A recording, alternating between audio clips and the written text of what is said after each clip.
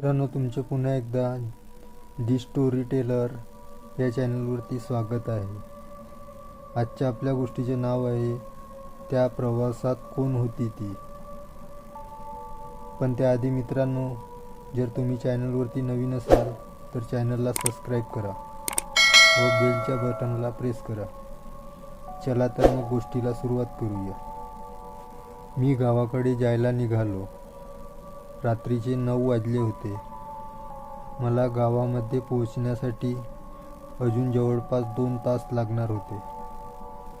रात्र असल्यामुळे मी सावकाश गाडी चालवत होतो.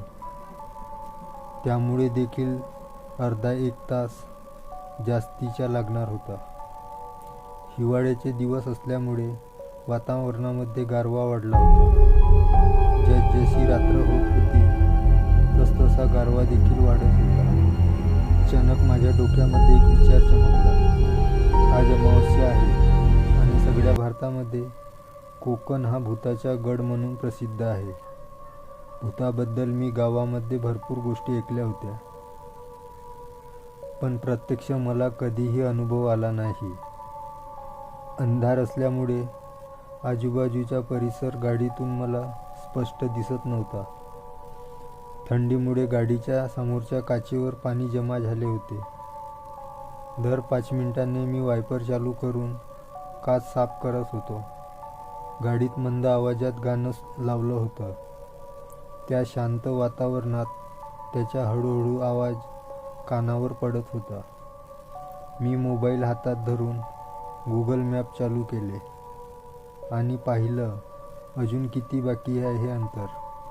मॅपवर 40 किलोमीटर दाखवत होतं. रस्ता देखील आता अडवळणी चालू झाला. हायवे तर कधीच संपून गेला होता. अडवळणी रस्ता म्हटल्यावर खड्डे तर आलेच, पण तरीही तसा रस्ता बऱ्यापैकी व्यवस्थित होता. अजून मला गावामध्ये पोहोचायला 1 तास तरी लागणार होता. त्या रस्त्याला लागल्यावर आजूबाजूला घनदाट झाडी दिसू लागली. त्यासोबतच रातकिड्यांचा कर्कश आवाजही कानावर पडू लागला. कार असल्यामुळे जंगली प्राण्यांची मला कसलीही भीती नव्हती. मी कार देखील अगदी सावकाश चालवत होतो. तितक्यात समोरच मला लाईटाचा प्रकाश दिसला. मनात विचार केला, एखादे हॉटेल असेल तर बरं होईल. एकटा असल्यामुळे खूप कंटाळलो होतो. सोबतीला होता तो फक्त काळाकुट्ट अंधार. मला चहाची देखील तलब जाणवू लागली. मी कारचा वेग वाढवला. हॉटेल अगदी 200 मीटर अंतरावर होते. जवळ आल्यावर कळले की मोठे हॉटेल नाही तर एक लहानसे हॉटेल वजा ढाबा आहे. बाहेर 2 बाकडे ठेवलेली होती. एक 15-16 वर्षाचा मुलगा चहा उकळत होता. बाजूच्या बाकड्यावर 2 व्यक्ती बसलेल्या, बहुतेक बाजूच्या गावच्या असाव्यात. मी हॉटेलसमोर गाडी उभी केली आणि सावकाश गाडीतून खाली उतरलो. त्या मुलाची माझ्यावर नजर जाताच तो माझ्याकडे बघून हसला आणि मीही त्याच्याकडे बघून किंचित स्मित हास्य केले. त्याला आनंद होणं साहजिकच आहे. रात्री त्याला एक गिऱ्हाईक मिळाला होता. मी वेळ बघण्यासाठी मोबाईल बाहेर काढला. रात्रीचे 12 वाजून गेले होते. गावात पोहोचण्यासाठी मला अजून 30 मिनिट लागणार होते. त्याने गरम चहाचा 1 कप समोर केला. मला थोडीशी भूक देखील लागली होती. तसे मी त्या मुलाला लगेच विचारले, खाण्यासाठी आहे का रे तुझ्याकडे काही? तो मुलगा म्हणाला, हो साहेब, आहे ना. पण साहेब माफ करा, माझ्याकडे फक्त बिस्किट आहेत. मी म्हणालो, चालेल दे. तसंही मला काही जास्त भूक नव्हती आणि त्यात माफी मागण्यासारखं काय आहे रे? कोणते बिस्किट आहेत तुझ्याकडे? मी म्हणालो. वही अपना पुराना ब्रँड पार्लेजी, तो मुलगा हसत म्हणाला. आम्ही दोघेही एकमेकांकडे बघून हसलो आणि तो माझ्यासमोर येऊन बसला. साहेब, एक विचारू का? तो मला म्हणाला. विचार ना, त्यात एवढं काय? साहेब, एवढ्या रात्री कुठे चाललात? याच्या आधी मी तुम्हाला कधी पाहिलं नाही म्हणून विचारतोय. मी म्हणालो, मी रायपूरला चाललोय महादेवाच्या यात्रेसाठी. गंगाधर देशमुख माहीत आहेत का तुला? रायपूरचे सरपंच. मी म्हणालो. हो साहेब, त्यांना कोण नाही ओळखत, एकदम देव माणूस आहेत, तो मुलगा म्हणाला. मी त्यांचा मुलगा प्रशांत, तो मुलगा म्हणाला. तो माझ्याकडे वेगळ्याच नजरेने पाहत होता. मी त्याला लगेच म्हणालो, अरे तू असा का बघतेस माझ्याकडे, एखाद्या भूत बघितल्यासारखा? साहेब, तुम्ही कोकणातलेच, तरीही तुम्ही अमावस्येच्या रात्री एकटे निघालात, त्यामुळे मला जरा विचित्र वाटलं. मला वाटतं बहुतेक तुमच्या भूताखेतांवर विश्वास नाही, तो मुलगा म्हणाला. आहे ना, पण मला कधीही प्रत्यक्ष अनुभव आला नाही. ते देखील एका काळी आपल्यासारखीच माणसं होते. त्यांच्यामध्ये घाबरण्यासारखं काय आहे? आणि तसंही मी महादेवाचा भक्त आहे, त्यामुळे मी भूतांना घाबरत नाही, पुन्हा तो मुलगा म्हणाला. पण साहेब, तुम्हाला तर माहीतच आहे, प्रत्येक माणूस सारखा नसतो. प्रत्येकाचा स्वभाव वेगळा असतो. तो स्वभाव त्याच्या विनाशाचं कारण बनतो. माणूस हा एकमेव असा प्राणी आहे ज्याच्या इच्छा कधी संपत नाही. त्यात अतृप्त इच्छा पूर्ण करण्यासाठी तो मेलेला असून देखील मरत नाही. तो फक्त शरीराचा त्याग करतो, पण त्याचा आत्मा अमर आहे. तो सतत आपल्या आजूबाजूला भटकत राहतो. त्यांनी केलेल्या दुष्कर्मामुळे त्याला पिशाच्य योनी प्राप्त होते आणि तो आपल्यासारखा माणसांना त्रास देतो किंवा त्यांच्यासोबत घेऊन जातो, तो मुलगा म्हणाला. मित्रा, तुझ्या शरीरामध्ये एखादं पिशाच घुसलं तर नाही ना? मी त्याला थट्टेच्या स्वरात म्हणालो.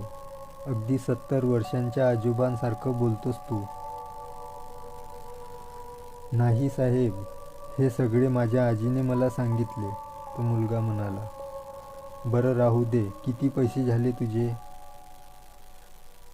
मी म्हणालो. राहू द्या हो साहेब, तुम्ही मित्र म्हणालात ना, तर ही पैशाची भाषा करताय काय राव तुम्ही? मित्रांकडून कोणी पैसे घेतो का? आणि मित्राला कोणी पैसे देतो का? तू तर वयापेक्षा जास्त बोलतोस, कुठून शिकला एवढं सगळं?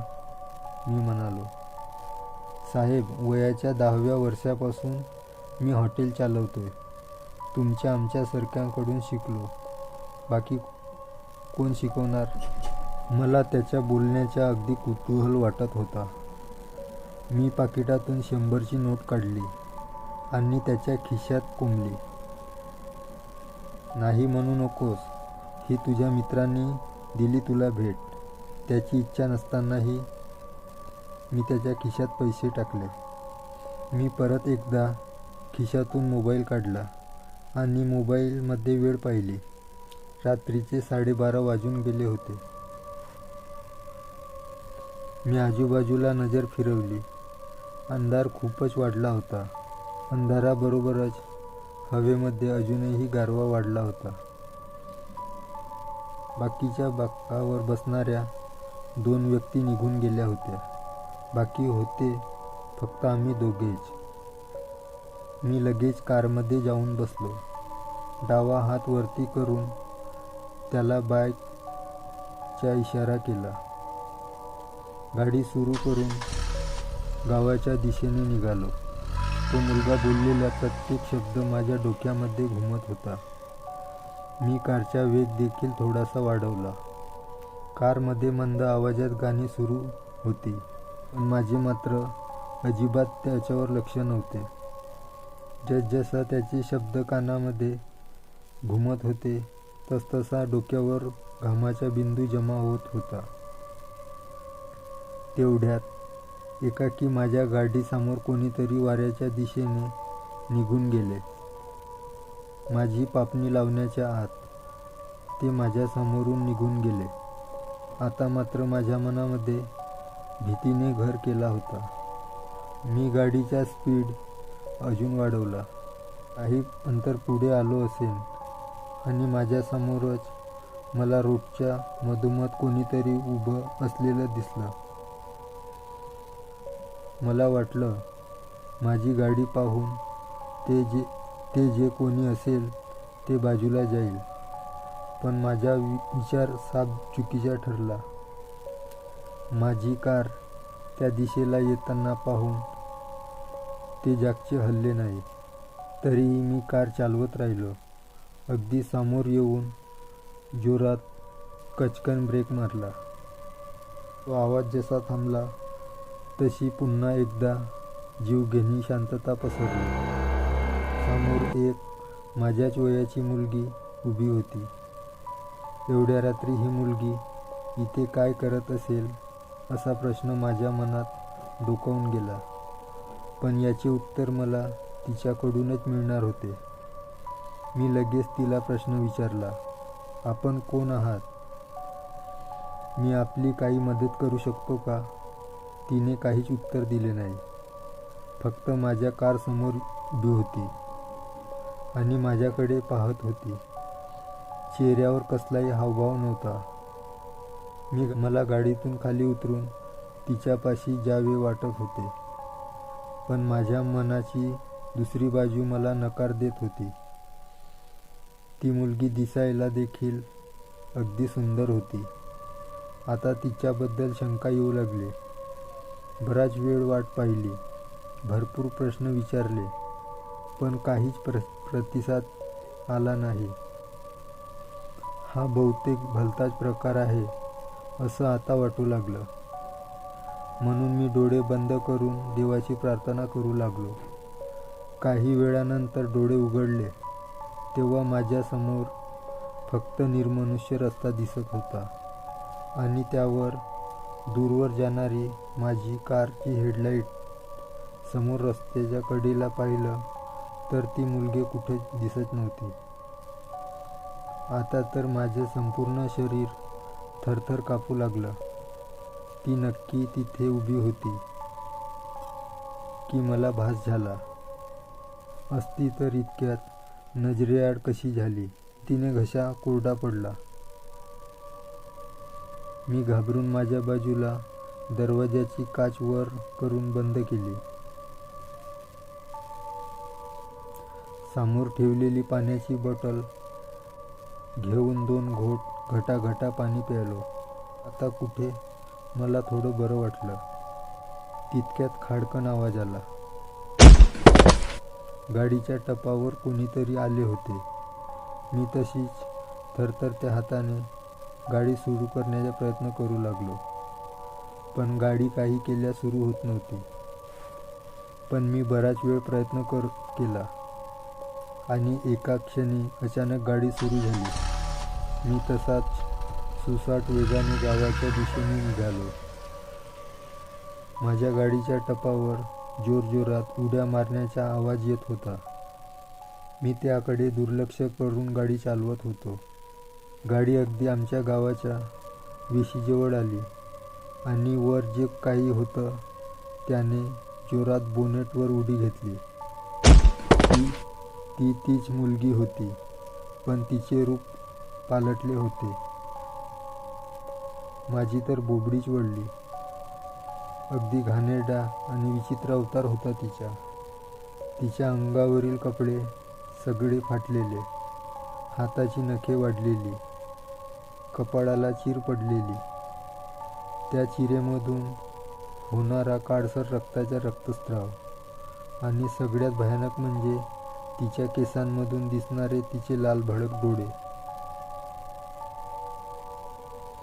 जशी गाडीने गावाची वेस ओलांडली तसे नजरेसमोर अचानक ती गायब झाली. माझी गाडी अजूनही भीतीने धडधडत होते. मला वाटलं होतं ती गावाच्या वेशीमध्ये प्रवेश करू शकणार नाही. समोरच महादेवाचे मंदिर होतं. मी अगदी मनोभावाने महादेवाला हात जोडले आणि त्यांचे आभार मानले. तितक्यात मोबाईलची रिंग वाजली. बाबांचा फोन आला होता. 5 मिनिटात पोहोचतो असे सांगून मी फोन ठेवला आणि मंदिराच्या दिशेने जाऊ लागलो. मित्रांनो, ही कथा तुम्हाला कशी वाटली? लाईक व कमेंट करून नक्की सांगा. व चॅनलवरती नवीन असाल तर चॅनलला सबस्क्राईब करा. भेटूया पुन्हा अशाच एका नवीन गोष्टीसोबत.